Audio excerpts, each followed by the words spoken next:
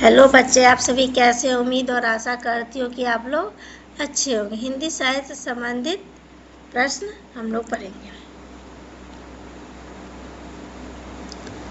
जगत शब्द का सप्तमी एक वचन का रूप होगा। जगते, जगती, जगता, जगता। तो जगत शब्द का सप्तमी एक वचन का रूप होगा जगती। दूसरा नंबर, अपठित क्रिया किस काल की है? अपठित क्रिया किस काल की है? वर्तमान काल, भूतकाल, भविष्य काल, इसमें से कोई नहीं। तो अपठित क्रिया जो है वो भूतकाल की है। तुलसी भूषण के रचनाकार कौन है? तुलसी भूषण के रचनाकार कौन है? तो तुलसी भूषण के रचनाकार है रसूरूप। तुलसी भूषण के रचनाकार कौन है? रसूरूप। अर्थ का विलोम है, अर्थ का विलोम है इति। अर्थ का विलोम क्या है? इति। गति में क्या पढ़ते हैं? तो गति में पढ़ते हैं ति।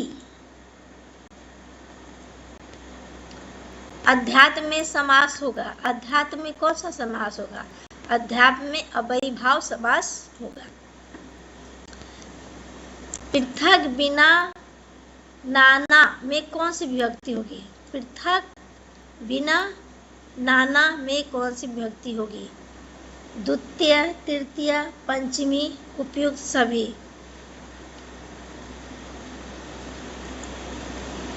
तो पृथक बिना नाना में उपयुक्त सभी विभक्तियां होंगी।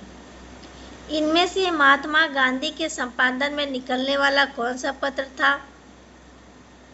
जागरण, मतवाला, कर्मवीर, समन्वय। तो गांधी जी के संपादन में निकलने वाला पत्र जो था वो कर्मवीर था। डॉक्टर राम कुमार वर्मा के काल विभाजन में हिंदी साहित्य का प्रारंभ कब से माना जाता है?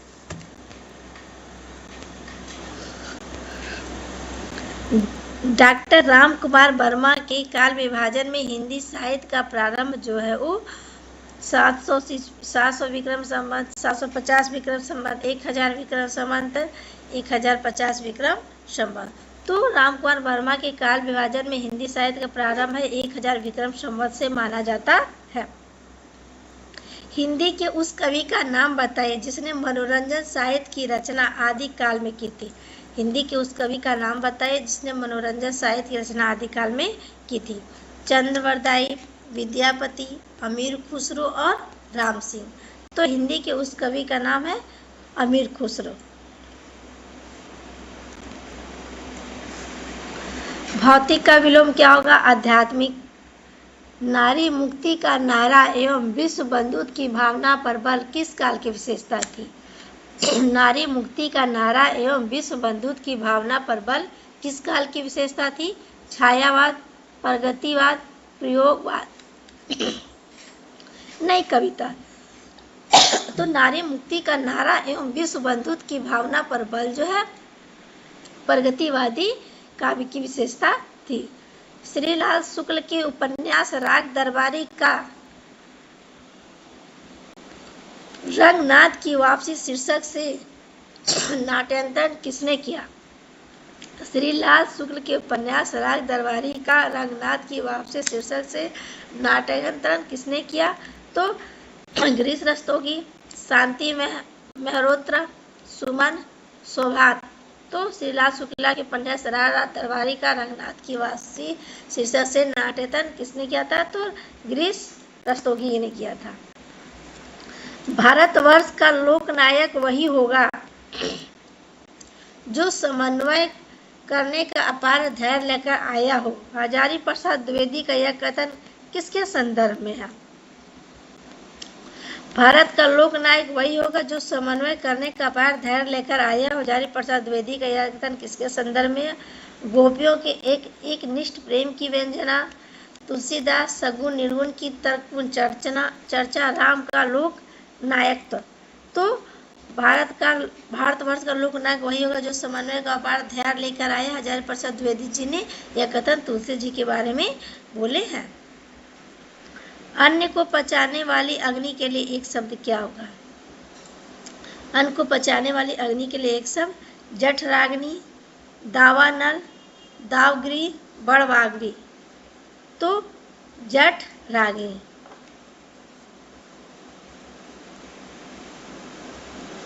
भ्रमर गीत के संदर्भ में कौन सा कथन असत्य है? इसमें प्रेम पर ज्ञान की विजय हुई है, यह उपालभ्य से परिपूर्ण है, गोपियों के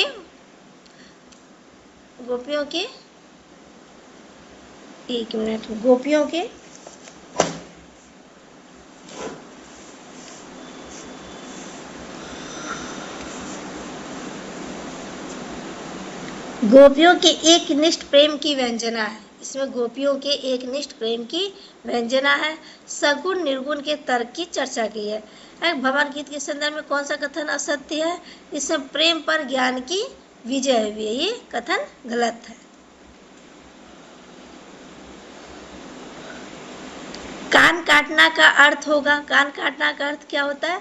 चतुर होना। कान काटना का अर्थ क्या होता है? चतुर होना। काव्य में खरी बोली के प्रयोग के लिए आंदोलन की शुरुआत किसने की थी? काव्य में खरी बोली के प्रयोग के लिए आंदोलन की शुरुआत किसने की थी? अयोध्या प्रसाद खत्री, डॉक्टर रामविलास शर्मा, श्रीधर पाठक, आचार्य शुक्ल जी ने। तो काव्य में खरी बोली के प्रयोग के लिए आंदोलन की शुरुआत अयोध्या प्रसाद खत्री जी ने की थी। खरी बोली को परिष्कृत और व्याकरणबद्ध करने का ऐतिहासिक कार्य किसने किया था? खरी बोली को परिष्कृत और व्याकरणबद्ध करने का ऐतिहासिक कार्य भारतेंदु हरिश्चंद्र, रामचंद्र शुक्ल, महावीर प्रसाद द्विवेदी, सदल मिश्र। तो खरी बोली को परिष्कृत और व्याकरणबद्ध करने का ऐतिहासिक कार्य महावीर प्रसाद द्विवेदी जी ने किया था। मालविक्रागिन मित्रम किसकी रचना है? ये आपके संस्कृत का एक क्वेश्चन है जो पूछा जाता है। कालिदास। माघ, भारवी, कालिदास, दंडी। तो कालिदास। खरी बोली का सबसे पहला व्याकरण डच ईस्ट इंडिया कंपनी के एक कर्मचारी ने 1715 में लिखा था। उस ईस्ट इंडिया कंपनी के कर्मचारी का क्या नाम था? जोजुआ कैटलियर, विलियम गेट्स, जॉन ग्लिस्टर, ई विबज। तो जोहासन जोजुआ कैटलियर। तो जॉनसन, ये हम लोग पढ़े हैं, ये इंपॉर्टेंट क्वेश्चन है। जोहासन जोजुआ कैटलियर, ये है हमारे पहले व्याकरण। डच ईस्ट इंडिया कंपनी के कर्मचारी ने 1715 में ये लिखा था, खरी बोली का सबसे पहला व्याकरण। कहीं आपको जोहासन जुआ वर्ग में से मिलता है, कैटलियर। मुहावरा मीमांसा किसकी कृति है? मुहावरा मीमांसा ये रचना है। मुहावरा मीमांसा किसकी कृति है? तो मुहावरा मीमांसा रामचंद्र वर्मा, मिर्जा खां, ओम प्रकाश गुप्ता, प्रतिभा अग्रवाल। तो मुहावरा मीमांसा जो है ओम प्रकाश गुप्ता की कृति है। हिंदी की आधुनिक विकास धारा के क्रम में 1936 से 1943 के बीच विकसित प्रवृत्ति है। हिंदी का जो काल विभाजन किया गया है उसमें 1936 से 1943 के बीच कौन सा कार्यक्रम आता है?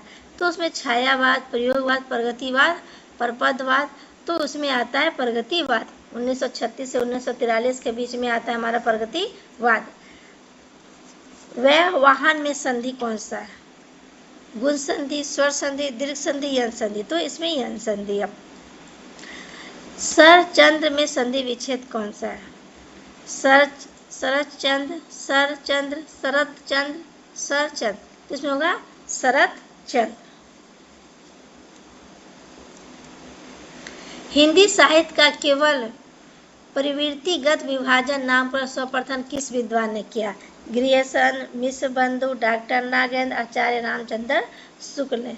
तो हिंदी साहित्य का केवल प्रवृत्तिगत विभाजन नामकरण जो ग्रियर्सन जी ने किया था वो 11 भागों में किया था। ठीक है। उत्तर प्रदेश में राम भक्ति आंदोलन का केंद्र कहाँ है? उत्तर प्रदेश में राम भक्ति आंदोलन का केंद्र मथुरा, अयोध्या, काशी, इलाहाबाद। तो कहाँ है उत्तर प्रदेश में राम भक्ति आंदोलन केंद्र? काशी में है।